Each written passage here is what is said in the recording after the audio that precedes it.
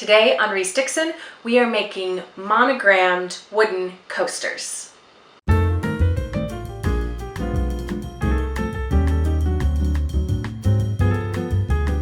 Hi everybody, it's Teresa with Stenciling.com.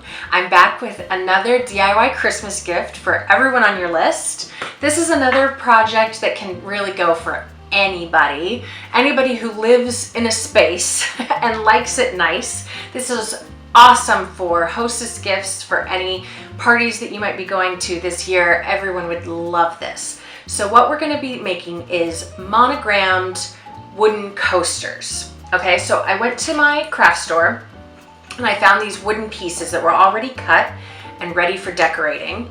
And I think these were like $3 for a pack of 2, so not expensive, right? So now I need to make up my stencil. I've got shelf paper here, okay, just the stuff you line your cabinets with. And I went online and, I went to my word processor and I printed out a little frame and a big letter E for Edmonds, and then printed it out on paper and used an X-Acto knife to cut that image out of shelf paper.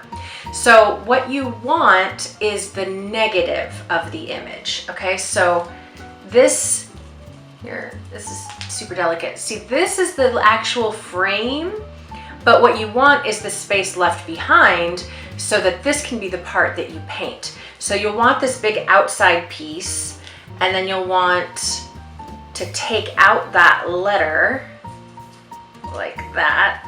Ooh, there you go. So you'll have that piece, and if you have a little open part like I do in the E, you want that little piece too.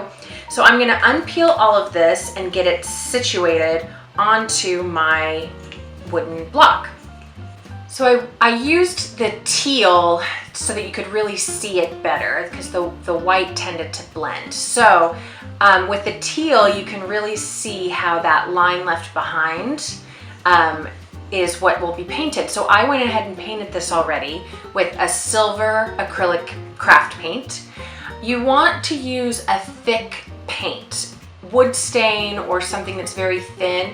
The wood will just absorb and bleed through to, like, the grain of the wood, it will bleed through, so you won't get that crisp image. You want kind of a thick paint that can sit on top of the wood, as opposed to like an ink or, like I said, a wood stain or something like that that is more easily absorbed. Dye would not work for this. You got to have a thick paint. Okay, so now that that's dry, I can just peel it off and see what I ended up with. You can stop here if you want, but it could be more fabulous. So the first thing I'm going to do is run out to my garage and give the edges a good sanding. Sanding is always what takes a project from looking homemade to looking fabulous. So I'm going to get rid of all these rough edges, and what I actually like to do is kind of take down this sharp corner, just kind of give it the tiniest bit of rounding, just makes it look finished. So let me go run out to the garage and I'll be right back. That sanding just makes such a huge difference. It just doesn't look so cheap anymore. It actually looks nice.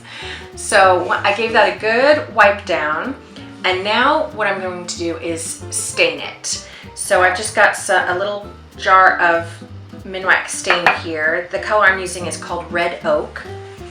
And I just like to take a paper towel and dunk it right in, and then just rub it over the surface.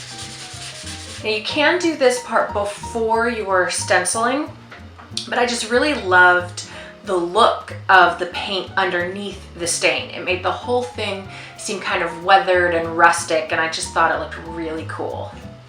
And then I'll get the edges and the bottom as well. Here's my finished coaster with the final coat of wood stain on, and I am totally in love with it, which kind of surprises me because I don't typically go for the rustic look, but I just think it is so elegant. And the wood will absorb any water from your glasses so well. These will be like the most functional coasters ever. So I'm going to be making them up in big stacks of sets like this. But I think a couple will go a long way if it's for a hostess gift or something like that. And you can even just use these as like plaques or something to just put on a table or add a little decoration to a room. So I hope that this was inspiring to you, that you will make something this year and give a little of yourself along with your gift. If you have any questions, leave a comment and I will help you out. Subscribe to the channel because I've got so many more ideas coming up you're not going to want to miss. And help me out by spreading these videos around and sharing the love, and we'll see you next time. Bye-bye.